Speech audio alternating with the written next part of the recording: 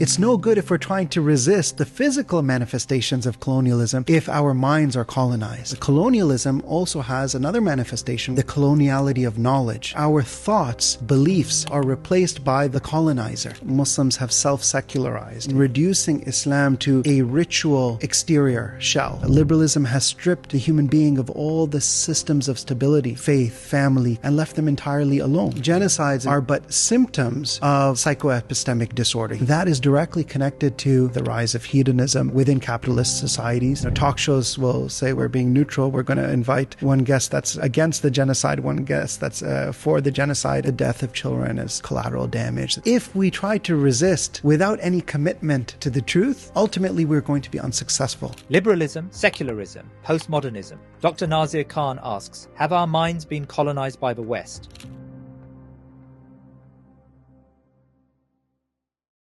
I'm here with Dr. Nazir Khan, who published last year a fascinating book looking at Surah Al-Fatiha and how it addresses modern ideologies. SubhanAllah, it's a great book, and I'm really grateful for you to come in today to our studio here in Toronto. Dr. Nazir Khan, Assalamu alaikum wa rahmatullah, and welcome to The Thinking Muslim. Wa alaikum assalam wa rahmatullah. Thank you so much for having me.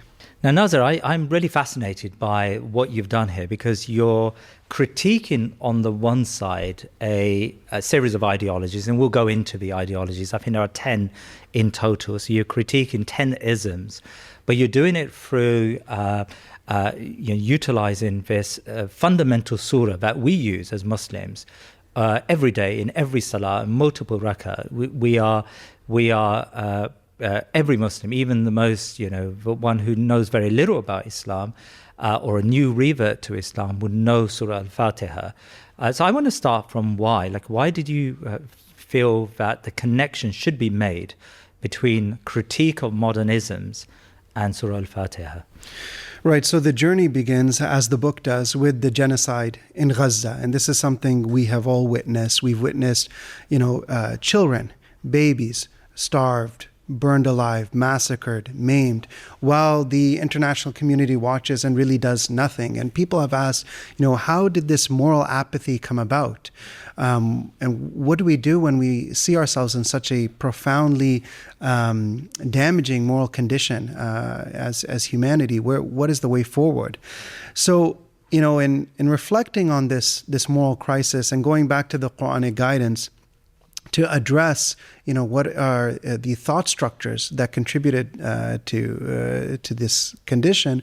One of the interesting reflections I had was actually stimulated by something that was mentioned by Professor Wael Hallaq in his work Restating Orientalism, where he mentions that genocides and colonialisms are but symptoms of an underlying psychoepistemic disorder. He uses the term psychoepistemic disorder to refer to a dysfunctional worldview, a system of thought, a thought structure that disrupts the natural connection between human beings and their moral and ethical duties in life. He talks about things like secular humanism, liberalism, capitalism, all of these different things as psychoepistemic disorders. Yeah. So now that raises an interesting, question of how do we address these different isms. And I wanted to ensure that in addressing it, we provide a Qur'anic reference point. So there's a few points that I'll mention here to explain the rationale behind this. The first is, the importance of taking the Qur'an, the centrality of the Qur'an within our intellectual discourse. So there are a lot of responses out there, even amongst Muslims, to some of these isms. They tend to be sporadic, responding to different aspects of it, but often they take as their reference point other trends within popular culture that may or may not even agree with some of our basic Islamic values. They may adapt, ideas from perennialism to respond to modernism. They may adapt, conservative Christian commentary to respond to some of the trends in postmodernism. So what we've done is we've neglected the Qur'anic framework in our response. So having the centrality of the Qur'anic guidance in our intellectual discourse is something that we need to revive. And why Surah Al-Fatiha there's many reasons for this. Of course, the Prophet Muhammad sallallahu alaihi wasallam mentioned that it is the greatest chapter of the Qur'an, and there's a beautiful tradition from Imam al-Hasan al-Basri that mentions that the guidance of all the scriptures that Allah subhanahu wa ta'ala revealed are summarized within the Qur'an. And within the Qur'an, that guidance is summarized in the short surahs, and that guidance is further summarized within Surah Al-Fatiha. And you see this even in the names of Surah Al-Fatiha, right? Al-Qur'an, Al-Kitab, right? The mother, the foundation of the Qur'an, the foundation of the book. Some of the derived names that scholars have mentioned for this surah, Surah Al-Asas, right? The foundations. So Surah Al-Fatiha has that significance for us as Muslims. And it has that importance as an intellectual reference point within our discourse. Now, for me personally, coming at this from my own educational background and my vantage point, I'm a medical doctor and I have a second doctorate in Islamic theology, and I see a parallel between these two ways of looking at things. So, as a medical doctor, we examine pathologies of the body to understand why a person is sick, why they're diseased, right?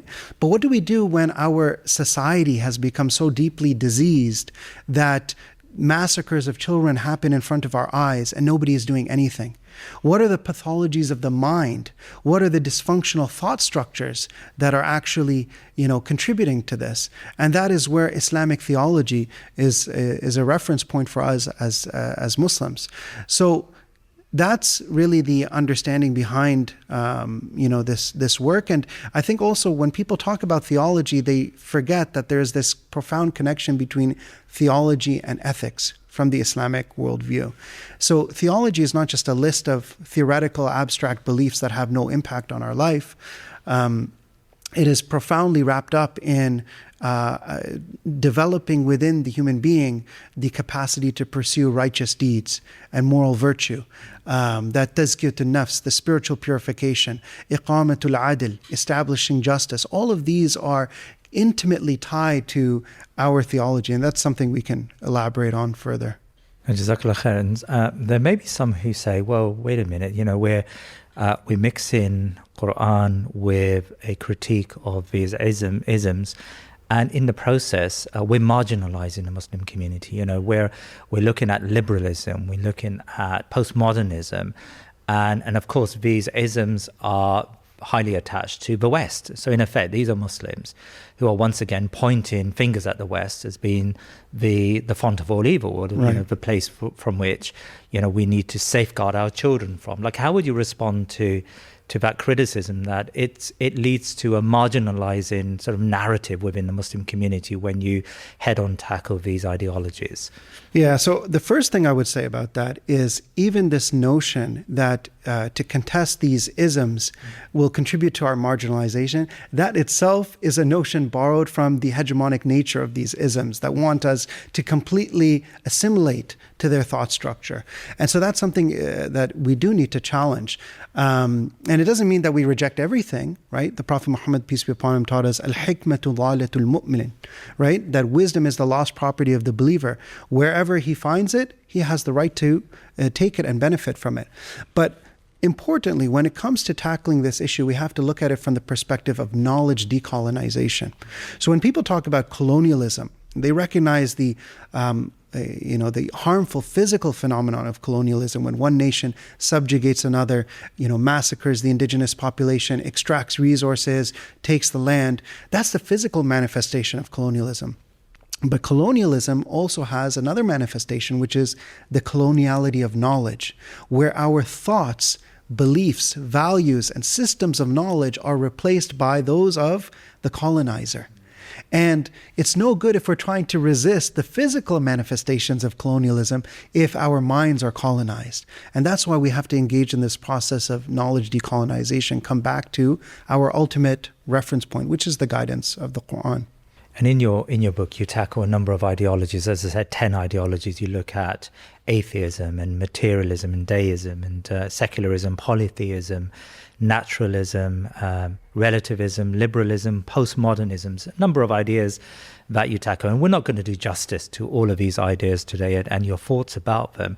But let's start with some of these ideas. Let's start with postmodernism. Like, why did you choose postmodernism as an ism that requires critique within context of Surah Al-Fatiha?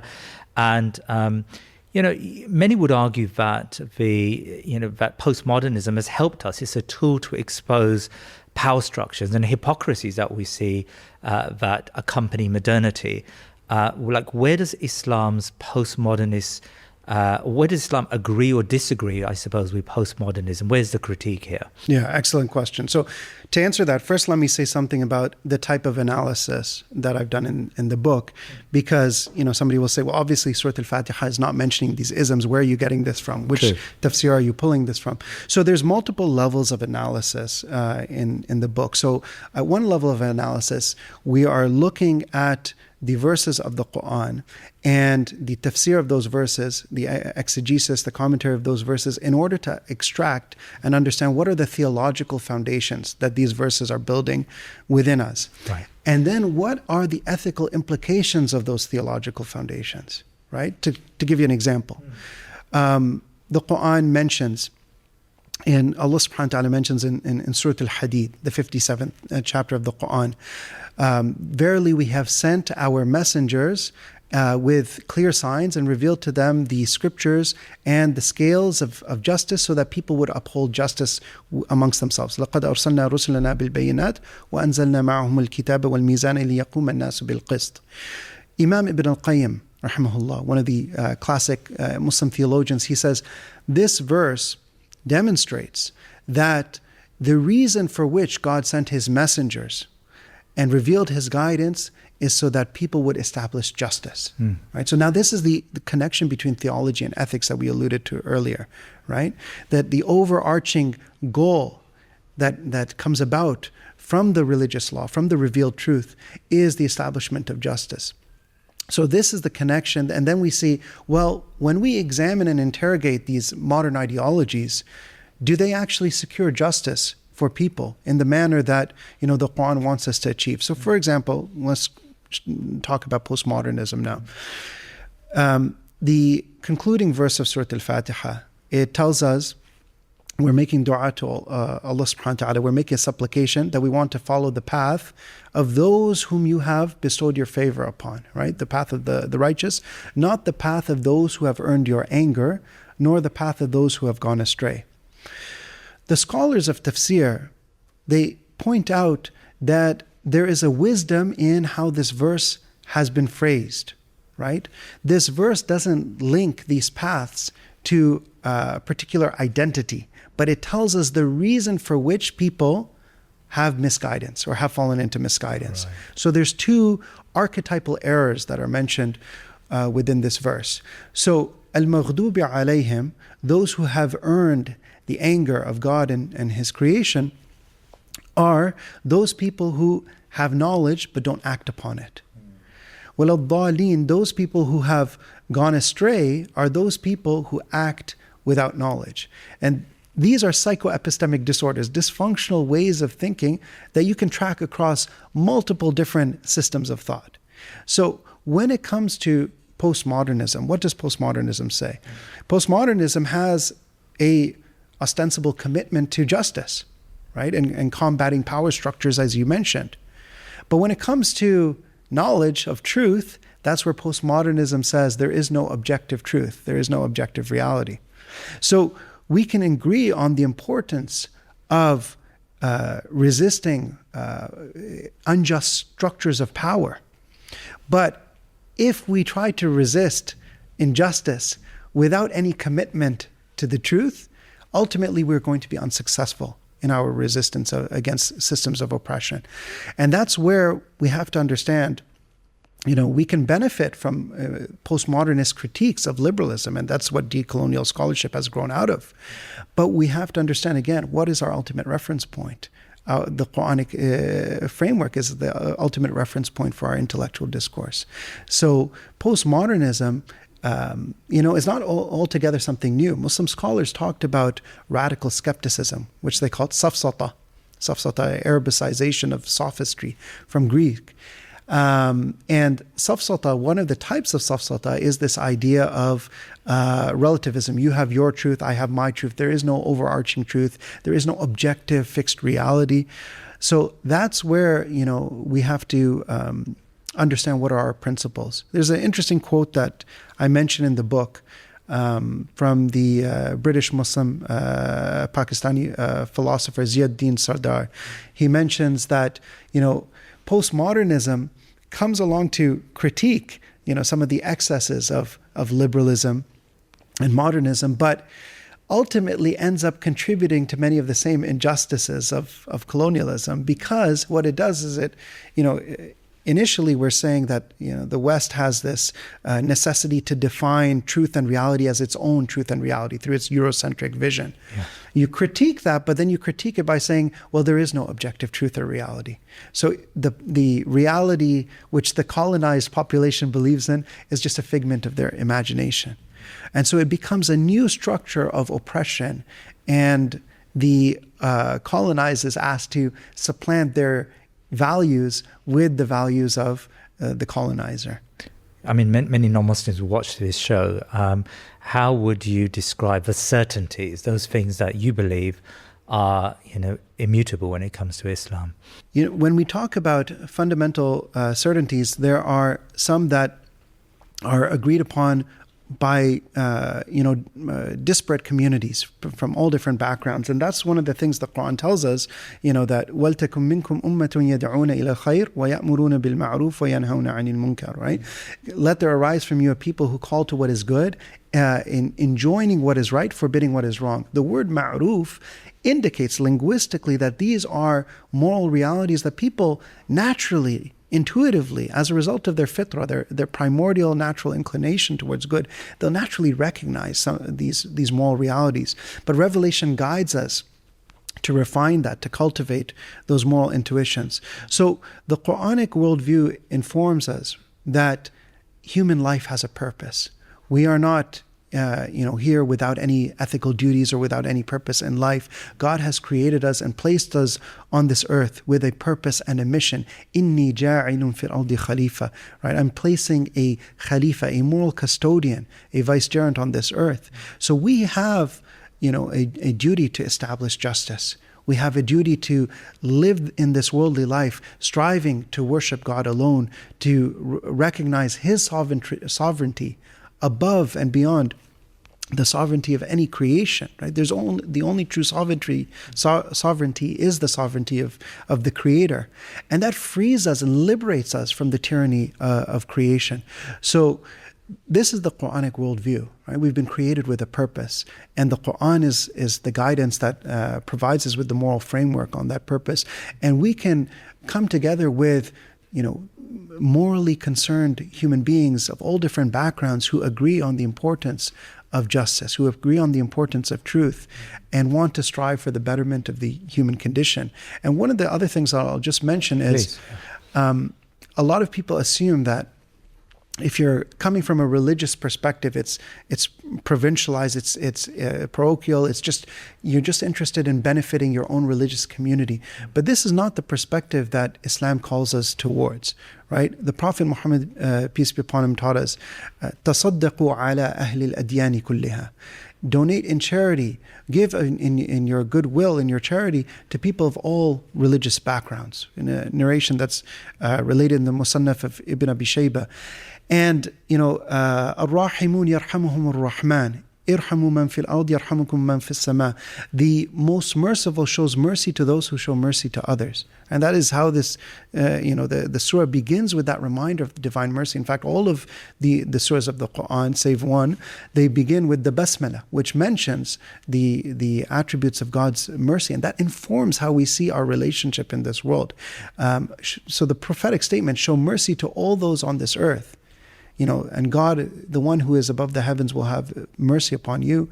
That is our framework that we use when we're engaging with other communities. Assalamu alaikum. This is your brother Mazen Mukhtar, CEO at Baytul Mal. Across the globe, millions of orphan children wake up each day without the comfort of a parent and the basic things every child deserves. In countries like Yemen, Somalia, Syria, Kenya, Jordan, Turkey, and beyond, these children endure daily struggles, hunger, trauma, and lack of access to education and healthcare. But your compassion can help give these orphans a brighter future. The Prophet Muhammad ﷺ said, I and the one who cares for an orphan will be together in paradise like this, and he held his two fingers together.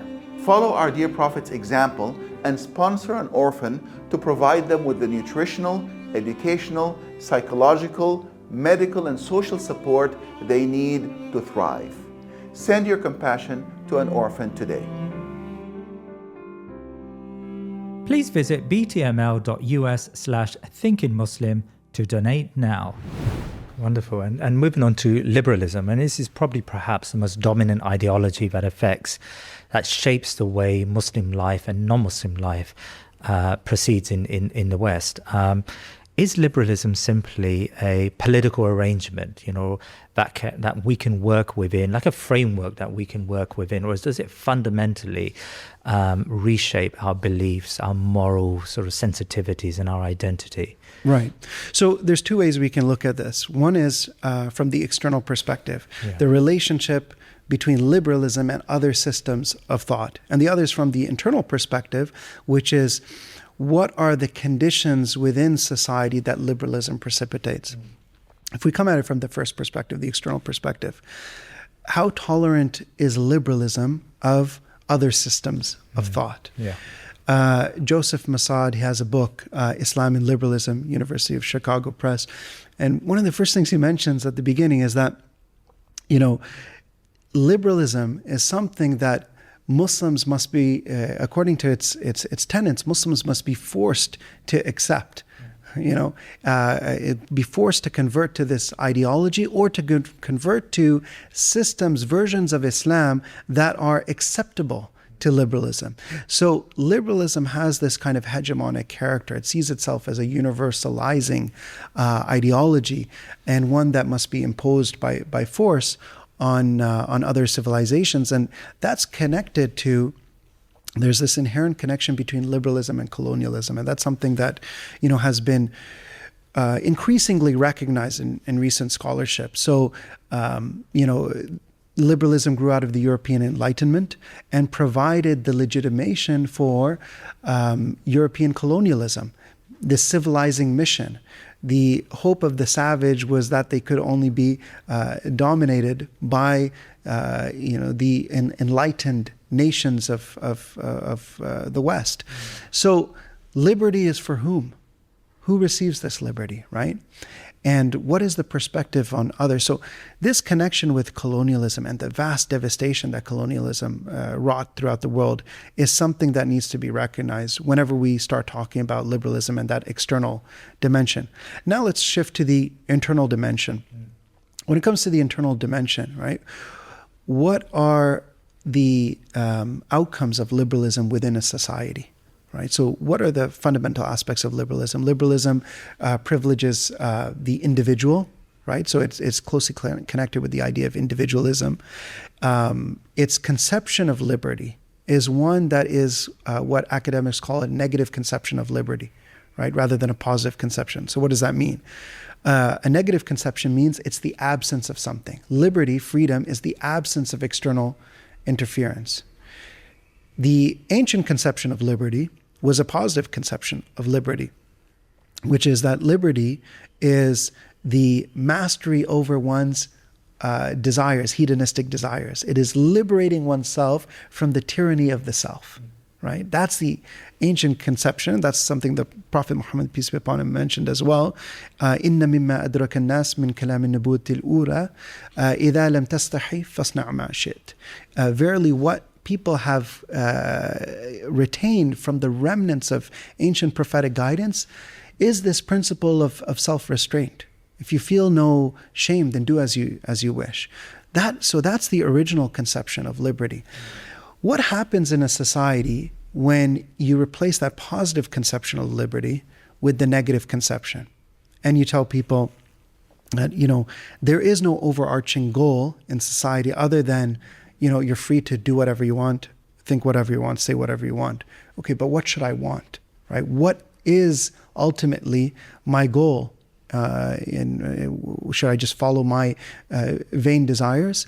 And ultimately, there's no reason why a person shouldn't on that worldview, right? If a person is brought up on that ideology, then it entirely explains why people will say, I'm just focused on the entertainment industry and the latest, products of this consumerist culture, rather than caring about my ethical duty towards children being massacred in the genocide in Gaza. Why should I bother if I see something, that comes up on my screen? I just scroll past, because liberalism just says, you're free to do what you want. So as a result of liberalism, you naturally have a consequence of it is the moral deterioration within society. There is no ultimate moral direction. This is something that, others have mentioned even. For example, Patrick Deneen, Why Liberalism Failed, has a book about this. The moral consequences of liberalism. And you look at individualism, and people talk about a loneliness epidemic now. Yeah. Liberalism has stripped the human being of all the systems of stability in their life, faith, family, community, and left them entirely alone. That's not an accident. That is an inherent feature of the thought structure of liberalism. So these are some of the dimensions that are, I think, important to recognize. I want to pick up on this, because I'm really... I think it's really fantastic that you've connected liberalism to these two fundamental ideas of liberty or freedom and individualism, and how they're so core to this ideology of liberalism. Do you feel that inadvertently, maybe subconsciously, we as a Muslim ummah, because of the dominant frameworks of these ideologies, in particular liberalism and freedom and individualism, we've in effect created filters through which we even see the ahkam sharia. So when we view Islam and its codes, we're viewing it from the perspective of freedom and through the prism of individualism. And do you think there's sort of a subtlety to how these ideologies interact with us on a daily basis? Yeah, absolutely. And I think this is where Muslims have self-secularized in reducing Islam to a ritual exterior shell, while that shell is inhabited with a mind that makes all of its decisions based upon the dominant liberal thought structure that it has inherited from the colonial world order. So when it comes to our choices of right and wrong, and our decisions about truth and falsehood, if all of our thoughts are dictated by the script that liberalism feeds us, then in what sense are we turning to the Qur'an as our system of guidance? Right? If when Muslims talk about Islamic law, or even just in popular discourse, when Muslims talk about prayer and fasting and the importance of our spiritual actions of worship, if everything that we say is adopted and adapted from this liberal discourse, and we speak only of freedoms without speaking of our duties and responsibilities, then what Islam are we following? I mean, that's fascinating. So in effect, you're arguing that sometimes you can show external behaviors that look like Islamic behaviors, right? You pray and you fast. But undergirding that, sort of those behaviors are a series of concepts which actually come from a foreign ideology. I mean, so effectively, your argument is that one needs to refine not just behaviors, but also refine intellects and thoughts and thinking. Yes, absolutely. And that's exactly what the Qur'an is revealed for, right? Hudan lil-muttaqin. It's guidance for those with piety. So that guidance necessitates that we start with that position of intellectual humility and submit ourselves to the divine revelation to, restructure our thoughts, our systems of knowing, our epistemology, our moral worldview around that guidance that the Qur'an gives us, in order to actually strive towards that moral objective of iqamatul adl, right? Establishing justice, rather than falling prey to ittiba'u al-hawa, right? The being enslaved to our desires, hedonistic desires. Yeah. So let's turn to secularism, and you've touched on secularism in part of your answer to that question. But secularism, I think, is, I've come across I remember sitting in a forum of scholars, and there was one particular imam who said that secularism is good for us because it allows us to navigate our differences in a way in which we're not going to kill one another. And I think he was speaking in the context of India or something like that, where potentially, if there isn't a secular framework through which we organize ourselves, then one religion is going to dominate. Like as we see in India today, you've got this sort of dominant Hindu nationalism, and that is at the expense of Islam and Muslims and other religious faiths. So secularism, in his mind, was the way by which we navigate and filter some of these differences. And there are Muslims who would argue that even though for sure Islam has more to say than just prayer and fasting, in these dynamic multicultural societies, we can't allow Islam to dominate to the degree where other religions and other people are undermined, because that's going to create backlash and trouble. So work us through this dilemma that many Muslims may face. Yeah, so let's begin with the term secularism itself. And so it's often mentioned that this was coined by George Jacob Holyoake. And the reason for which he coined this term was actually to come up with a more palatable alternative to the previous term that he was using, which was atheism, right? So initially, he was part of this group, the Oracle of Reason, propagating atheism, and that didn't work out too well. And so rather than saying that religion is false, the idea is, let's just say religion is irrelevant to our moral choices. It's irrelevant to the public order. People can believe whatever they want, keep it in their private life, but it has no bearing on how we govern ourselves in day-to-day society and how we interact with others. So the implicit claim there is that you can extract a moral order for society and detach it from these underlying metaphysical commitments and make all of that irrelevant. Now, the interesting thing, someone who's been called the inventor of secular politics is Niccolo Machiavelli, right? And Machiavelli's name has become synonymous with this idea of the ends justify the means, right? In The Prince, he talks about how the ruler can use cruelty, use deception, use whatever means necessary in order to secure certain aims. If a population is not going to believe willingly, he can use force to get them to submit to his method. So the secular world order naturally leads actually to this tyranny of the state, because the state now is elevated as the sole reference point for moral guidance, right? Rather than any overarching metaphysical commitments, about our belief in God, belief of why we've been created, what do I need to do with my life? What is the purpose of striving to achieve righteousness?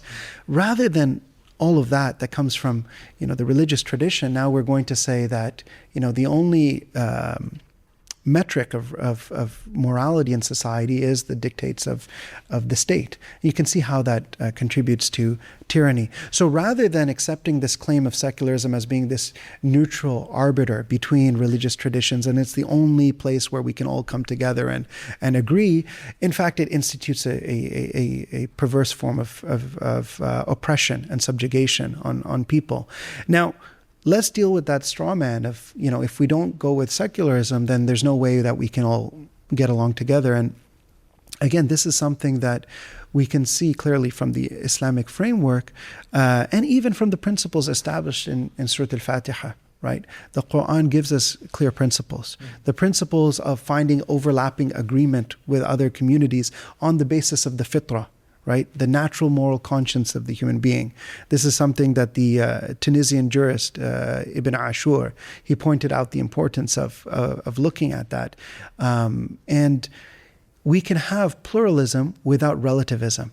Rather than relativizing and saying, you have your fictional beliefs, everyone has their fictional beliefs, and that's the only way we can create a shared public order. Instead, we can be really committed to our beliefs and the truth of our beliefs, but work together towards those shared moral concerns, that all human beings have as a result of their fitrah, wanting the betterment of the world for their children, caring about the poor and the needy, wanting to establish justice, wanting to establish the rights of all. Right? These are things that the Qur'an calls us towards, which are shared moral concerns of all human beings. So that's where the Qur'an actually provides us with a framework, which is, it's not a tyranny of a religious order. Instead, it's, bringing people together on the basis of these shared moral concerns and commitments that for us is tied to our worldview.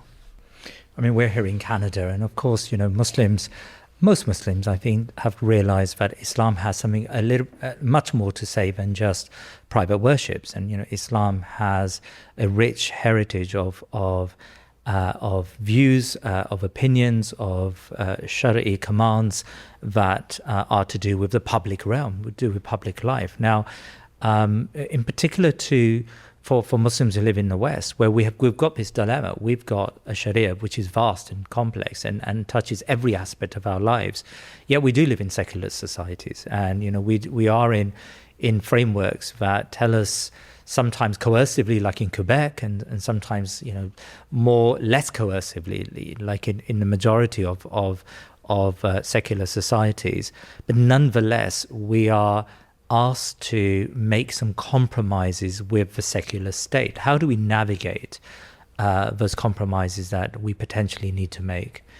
So what we need is action on multiple levels, right? So we need to engage in advocacy for our interests as a community. Yeah. We need to form alliances on shared moral concerns with other communities. And this is something the Qur'an directs us towards. وَتَعَاوَنُوا عَلَى الْبِرِّ وَالتَّقْوَى, right? Cooperate in righteousness and in piety. Yeah. And so there are so many ways in which we can operate with other communities in calling one another towards common good. Right, and in reawakening the moral conscience within the human being on areas where society has slipped and fallen, and this is exactly what the Quran identifies as the responsibility of this ummah. Right, the verse of the Quran, لِتَكُونُوا شُهَدَاءَ عَلَى النَّاسِ, so that you may be witnesses upon humanity. There's an application of this verse in the next life. Right, in the afterlife, on the Day of Judgment, where the Muslim community will testify that yes, we believe in all of these prophets, even after their people have rejected them. We believe these prophets conveyed the message. But there's also an application in this life, which is to be witnesses for what is right, what is true, what is just, to be witnesses that reawaken that moral conscience amongst communities when people have slipped and fallen short of that. Yeah. Can I ask you about materialism and naturalism? You talk about these two isms, or two ideas or ideologies in the book. I mean, some would argue that these aren't really ideologies as such. They're more scientific, or more ways of acting, or ways of assessing, the world around us, or engaging with the world around us. I mean, how do you explain what you mean by materialism and naturalism, and why do you fit them into these broad ism categories? Right. So first of all, when it comes to science, right, we have to distinguish between science and scientism. Right. So scientism is the rejection of anything that cannot be analyzed through the paradigms of empirical science. Right. So the Quran directs us to the empirical study of nature, right? There's over 750 verses in the Qur'an that make reference to human rationality and rational reflection on the signs of God in the natural realm. Right. So that's the Qur'anic approach to the empirical study of nature. But we have to distinguish between that and the dogma that nothing exists beyond the material, which is materialism. And naturalism is the idea that everything can be solely explained through the forces of nature. That makes anything beyond the laboratory of empirical science something that is a figment of our imagination. Yeah. Now, some people draw a distinction between methodological naturalism and metaphysical naturalism. But even there, we have to watch out because there's always metaphysical assumptions baked into our empirical practice that we have to be aware of. In fact, actually it was Dan Dennett who said there's no such thing as science without philosophy. There's only science with its philosophical baggage brought on board unexamined. So when it comes to materialism, this is this idea that we're nothing more than particles, right? The particles that have come together, different arrangements of particles. What is the moral consequence of that worldview? Can you actually describe a particular state of affairs as morally upright or a particular state of affairs as immoral, something as being truly good or something as being truly evil? If you believe the universe is in nothing more than just different arrangements of particles, then saying that something is good or something is evil, it makes about as much sense as saying that you prefer your eggs scrambled or boiled, right? It's just different arrangements of matter. It's just an arbitrary preference. And you can see how this worldview will contribute to people taking morality as something that is merely just arbitrary preferences.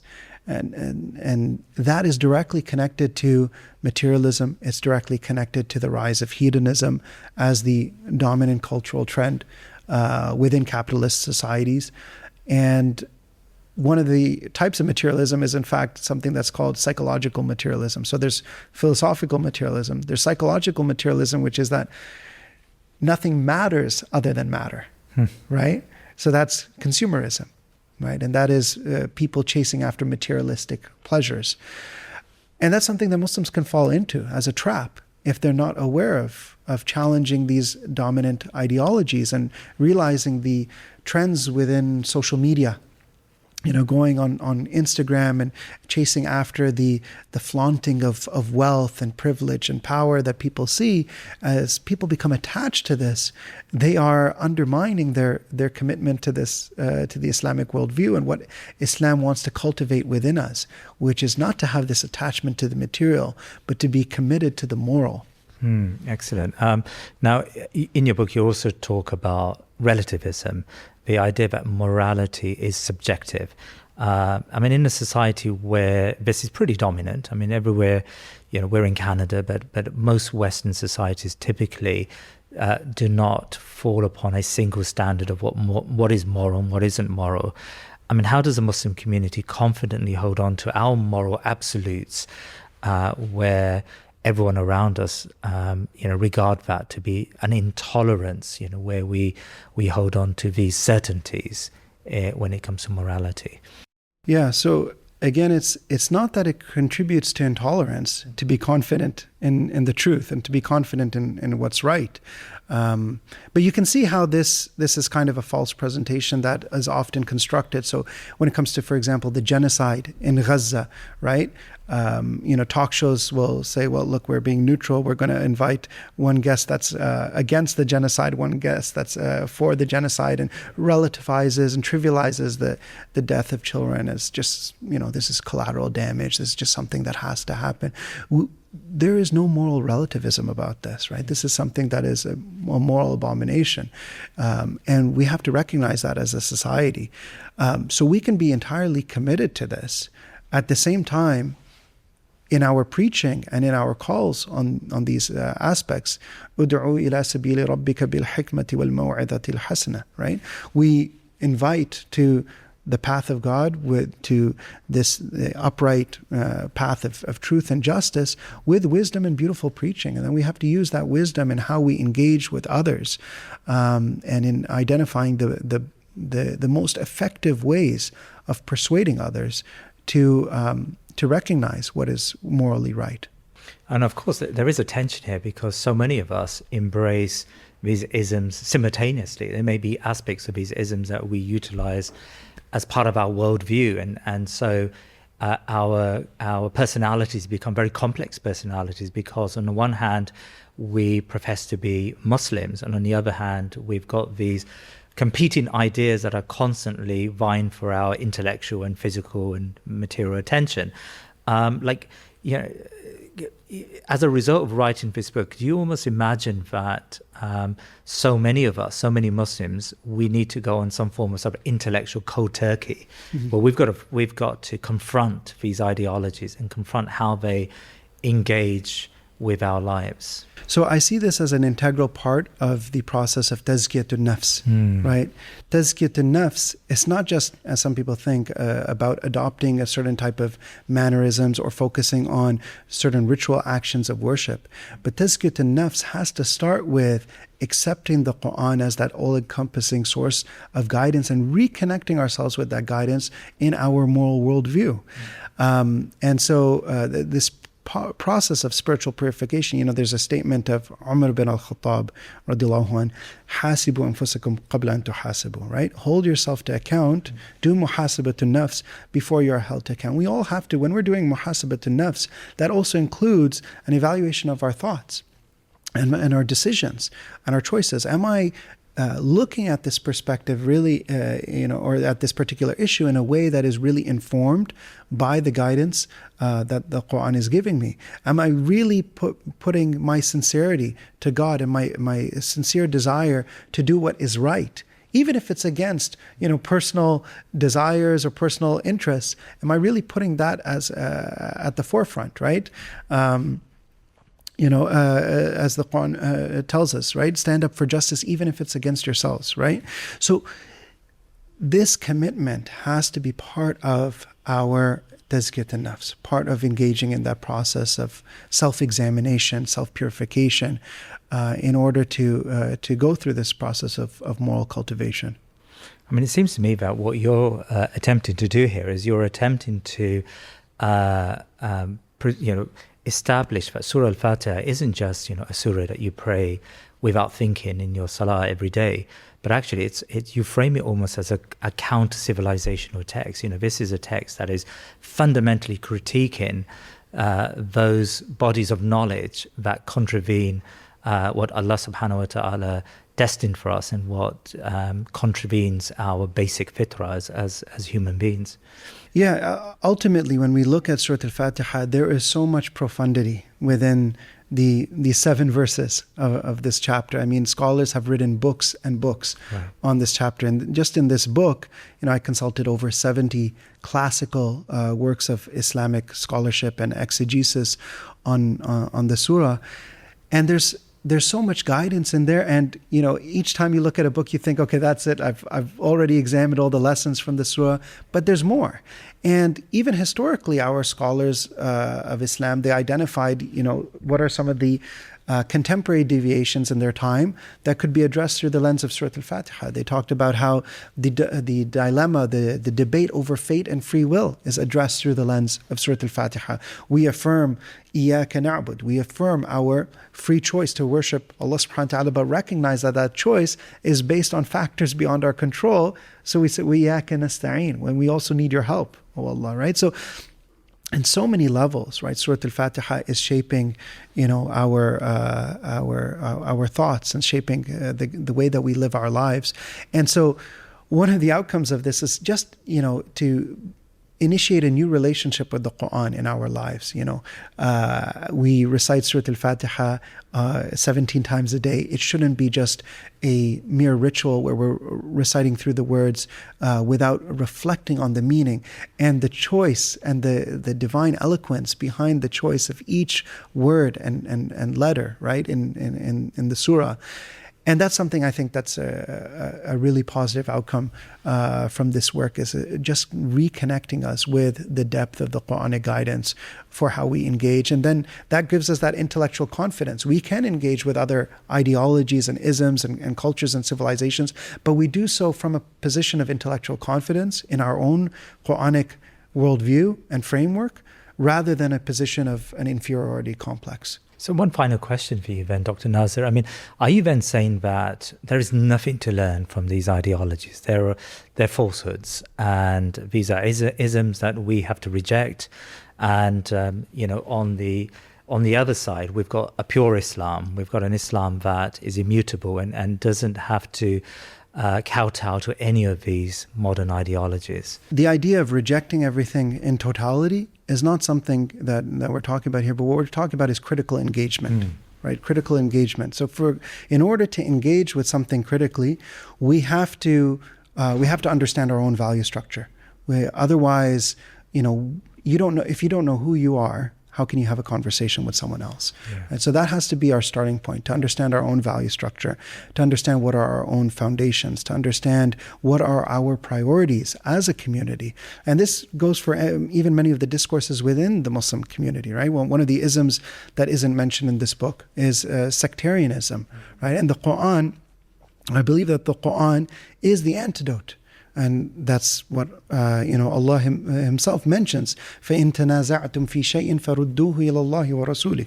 Right? If you disagree, encounter any internal difference and disagreement, go back to the reference point of God and His Messenger.